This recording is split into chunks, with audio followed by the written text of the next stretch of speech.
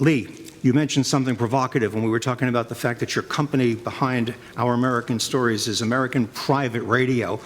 What have you learned from public media, radio and TV, that we who are in the talk media, mostly radio with a video podcasting online television component, what have you learned from your observations of public broadcasting that you're utilizing in your successful building of a commercial radio entity? Well, the partnership between nonprofits and for-profits are interesting. I mean, there's an intriguing, well, think about what Hillsdale College has done with talk radio. It's a nonprofit. It attaches its brand to these great conservatives. Hillsdale College has 450,000 donors, but only 11,000 graduates. By the way, this is the power of talk radio, right? And I'm with Vince. We're two older guys. I'm 60, he's 40, and I look 70, and he looks 20. But we know and believe in this power of talk radio. I look 90. We know the power, and the branding power of talk radio is something that no one talks about. And branding matters. Every cat has a podcast, and the good news for podcasters is there's no barrier to entry. But the bad news is there's no barrier to entry.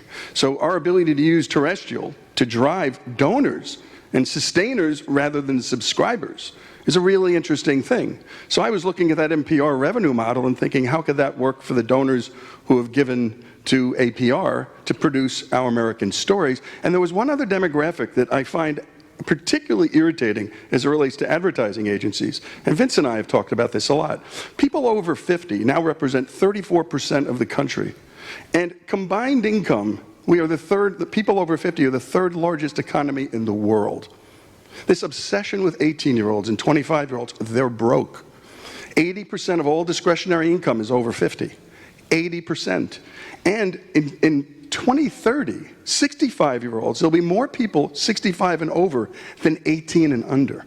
We are neglecting the most important group in America. And the advertising agencies, I think, are missing it big time.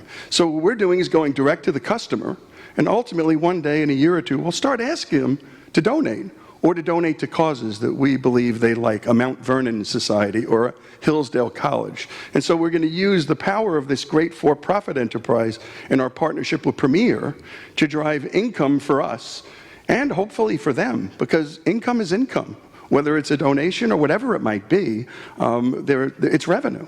And so I've just tried to think beyond the traditional paradigm and to look at these for-profit, non-profit relationships, the Muppets being the most interesting one, right? I mean, here's Jim Henson, a for-profit, dealing with a non-profit enterprise, and ultimately creating this billion-dollar sale, but my goodness, also creating this great content for this great non-profit. I just wanted to flip the script. Why not be